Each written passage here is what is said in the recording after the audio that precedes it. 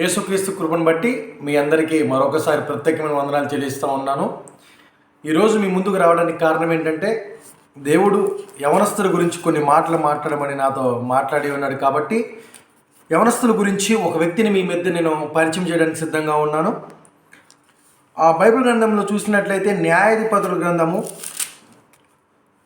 14వ అధ్యాయము 1వ వచనం చదువుకున్నట్లయితే, సంసోను తిమ్నాతులకు వెళ్ళి తిమ్నాతులో ఫిలిష్తీయుల కుమార్తెల్లో ఒకతెను చూచెను. అతడు తిరిగి వచ్చి తిమ్నాతులో ఫిలిష్తీయుల కుమార్తెల ఒకతెను చూచి తినని, మీరు ఆమెను నాకిచ్చి పెళ్లి చేయవాలని తన తల్లిదండ్రులతో అనగా, వారు నీ స్వజనుల కుమార్తెలలో కానీ నీ జనుల కుమార్తెలలో కానీ స్త్రీ లేదనుకొని సున్నతి పొందని ఫిలిష్తీయుల నుండి కన్యక తెచ్చుకున్నటకు వెళ్ళుచున్నావా అని అడిగిరి. ఇచ్చిన మాటలు దేవుడు దీవించి ఆశీర్వదించునుగాక. ప్రార్థన చేసుకుందాం. పరిశుద్ధ మహోన్నతుడ మహాగణుడా, నీకు లెక్కలేని స్తోత్రాలు చెల్లిస్తున్నాను ప్రభా. యవన కాలంలో ప్రభా నీ కాడి మొయట ప్రభా ఎంతో లాభము నువ్వు మాట్లాడుతూ ఉన్నావు ప్రభా. ఈరోజు ప్రభా యవ్వన కాలంలో ఉండి ప్రభా యవ్వన శరీర ఇచ్చల నుంచి ప్రభా ఎంతోమంది ప్రభా వాళ్ళ జీవితాలను పాడు చేసుకుంటూ ప్రభా, వాళ్ళ కుటుంబాన్ని పాడు చేసుకుంటూ ప్రభా, తల్లిదండ్రులను బాధ పెడుతూ ప్రభా, వాళ్ళ చిన్న జీవితాన్ని ప్రభా ఎంతగానో పాడు చేసుకుంటూ ప్రభా, నీ సన్నిధికి నీకును దైవజనుడికి ప్రభా ఎంతగానో దూరం అవుతున్న యవ్వన బిడ్డల గురించి నువ్వే సూటిగా మాట్లాడుకోండి ప్రభా. సంసోను గురించి ప్రభా కొన్ని మాటలు మేము మాట్లాడుచుండగా ప్రభా, నేను కాదు కానీ ప్రభా నాలో మీరుండి ప్రభా స్పష్టంగా తేటగా ప్రభా మీరే ఈ బిడ్డలతో మీరే మాట్లాడుకోమని మీకే మహిమ ఘనత ప్రభావాన్ని మీకే చెల్లిస్తూ మా రక్షకుడైన యేసుక్రీస్తు నామంలో అడిగి వేడుకొనిచున్నాము తండ్రి, ఆమేన్. మీ అందరికీ నా వందనాలు తెలియజేస్తా ఉన్నాను. యవ్వన కాలంలో దేవుని కాడి మొయట ఎంతో లాభమని దేవుడు మాట్లాడుతూ ఉన్నాడు. ఇక్కడ మనము ఒక యవనస్తుని చూసుకున్నట్లయితే సంసోనుకున్న ఒక ప్రత్యేకమైన గుణం ఏంటంటే, ఒక ప్రత్యేకమైన శక్తి ఏంటంటే, దేవుడు సంసోనుకి ఎంతో బలాన్ని ఇచ్చాడు.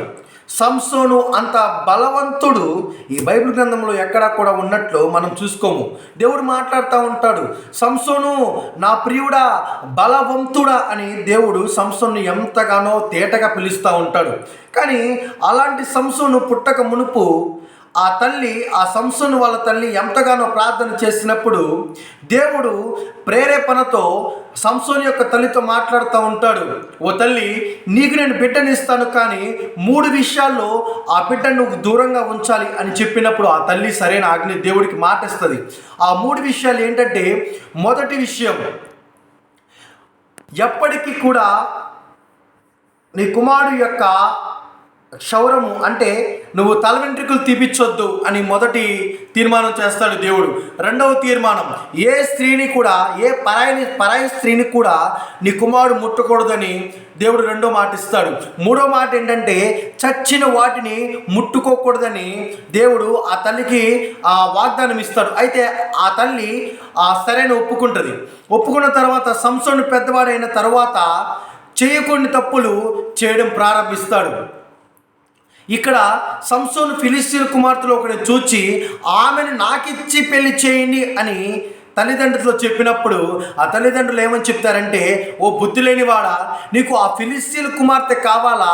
ఎందుకు మన కులంలో మన గోత్రంలో వాళ్ళు చేసుకోవచ్చు కదా అని చెప్తారు. ఆ తల్లి ఆ సంసోనుకి చెప్పినప్పుడు ఆ సంసోను మాట వినడు. ఎలాగో అలా ముందుకు వెళ్తూ ఉన్నప్పుడు సంసోనుకి 3 ఆజ్ఞల్లో మొదటి ఆజ్ఞ ఏంటంటే, ఏ పరాయి స్త్రీని ముట్టుకోకూడదు. కానీ మనం చూసుకున్నట్లయితే 16వ అధ్యాయం 1వ వచనంలో ఏముంటుందంటే, తర్వాత సంసోను గాజాకు వెళ్ళి వేశ్యవక్తిని చూచి ఆమె వద్ద చేరును. దేవునికి స్తోత్రం.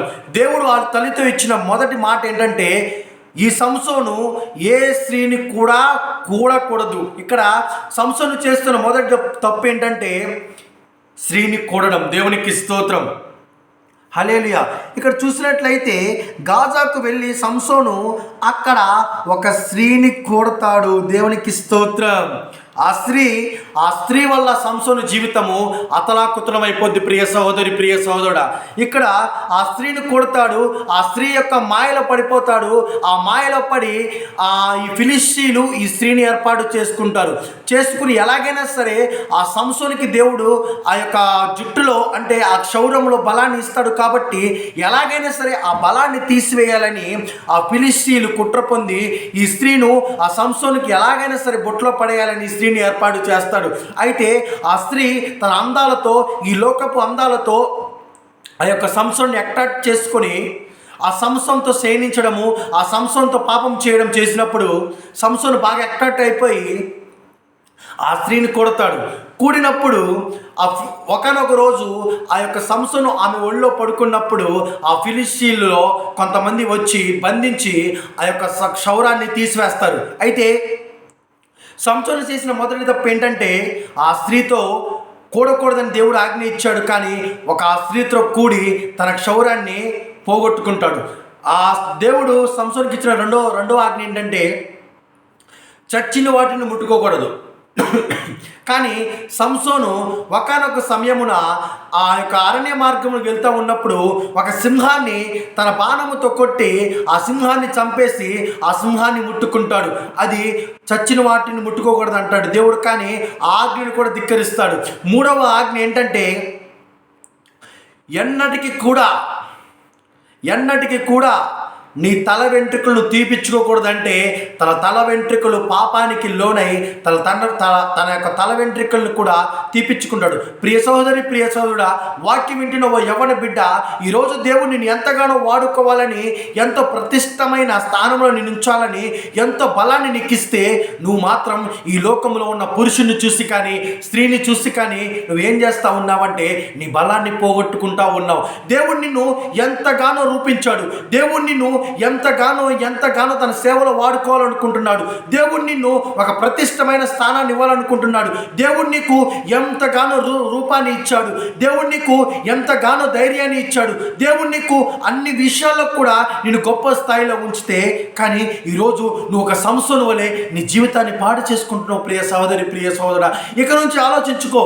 నీ జీవితాన్ని సంసోను వలె నువ్వు పాడు చేసుకుంటున్నావా, లేకపోతే నీ జీవితాన్ని నువ్వు సరిదిద్దుకుంటున్నావు? ప్రియ సహోదరి, ప్రియ సహోదరుడా, చచ్చిన వాటిని ముట్టుకోకూడదని దేవుడు ఆజ్ఞాపిస్తే సంసోనుకి చచ్చిన వాటిని వెళ్ళి ముట్టుకుంటాడు.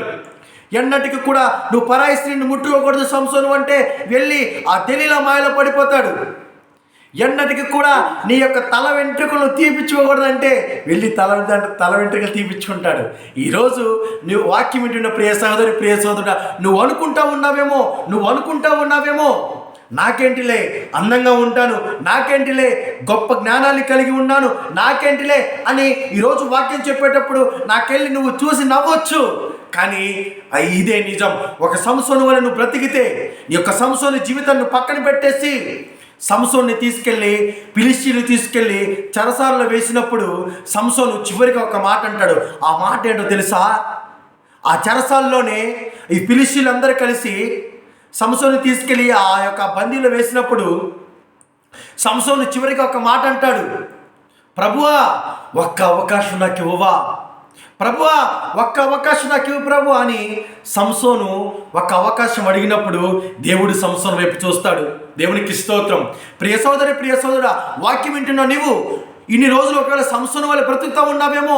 నీ పాపపు జీవితాన్ని నువ్వు అలాగే ఉంటూ ఒక క్రైస్తవుడిగా ఈ లోకంలో బ్రతుకుతూ ఒక క్రైస్తవ జీవితం జీవిస్తూ యవ్వన కాలంలో ఉంటూ నువ్వు ఒక సంసోను వల్ల బ్రతుకుతూ ఉన్నావేమో.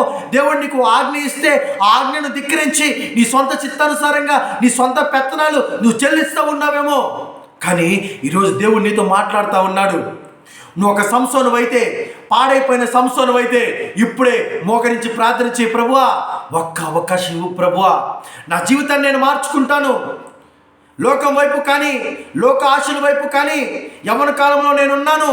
నా వలన ఇంకెంతో మంది స్ఫూర్తిగా నిలిచి క్రైస్తవ్యంలో ప్రతి ఒక్కరిని నిలబెడతాను ప్రభువా. చచ్చిన వాటిని తినకూడదంటే అదే తిన్నాడు సంసోను ప్రభువా. అదే పట్టుకున్నాడు. చచ్చిన వాటిని పట్టుకోకూడదంటే అదే పట్టుకున్నాడు. ఏ స్త్రీని చూడకూడదంటే, ఏ స్త్రీని శయనించకూడదంటే స్త్రీతో శయనించాడు. తల వెంట్రుకలు ఎన్నటికి కూడా క్షౌరము చేపించుకోకూడదంటే అది కూడా లెక్క చేయకుండా నీ నామాన్ని అపకీర్తి తెచ్చాడు ప్రభా. ఎంత బలంగా ఉన్న సంసోను నీ మాట ధిక్కరించి ఎప్పుడైతే ప్రవర్తించాడో తన బలాన్ని అంతటి పోగొట్టుకున్నాడు ప్రభా. ఈరోజు ప్రభువా, నా బలాన్ని ప్రభా నువ్వు నాకు ఇచ్చి ఉన్నావు, నీ బలాన్ని నాకు ఇచ్చి ఉన్నావు.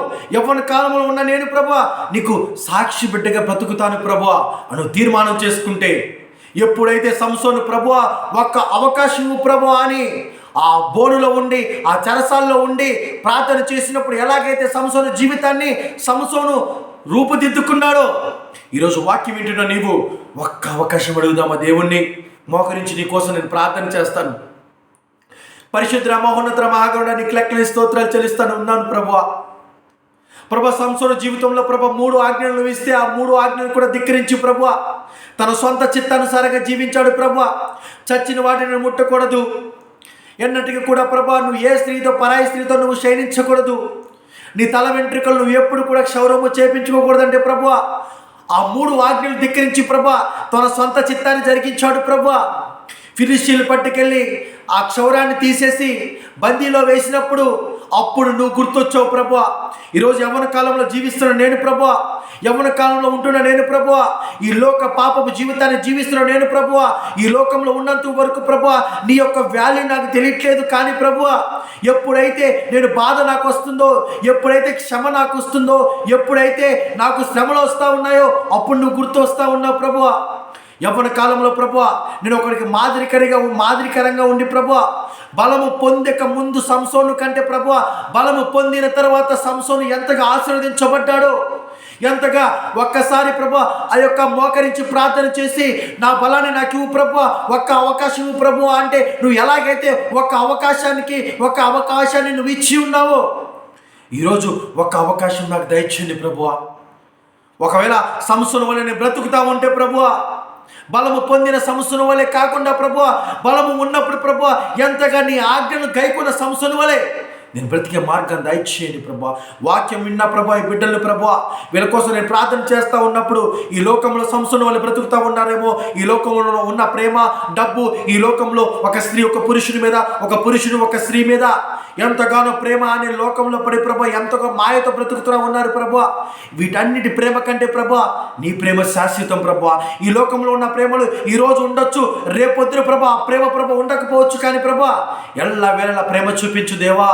ఒకవేళ సంసోను వలె నేను బ్రతుకుతా ఉన్నానేమో, బలము పోయిన తర్వాత సంసోను వలె కాకుండా బలము ఉన్నప్పుడు సంసోను ఎలాగైతే నీ నామాన్ని ఘనపరిచాడో అలాగే ఉండే మార్గం దయచేయమని, మీరే మహిమ ఘనత ప్రభావం మీరే పొందుకోమని మా రక్షకుడైన యేసుక్రీస్తు నామములో అడిగి వేడుకొనుచున్నాము తండ్రి.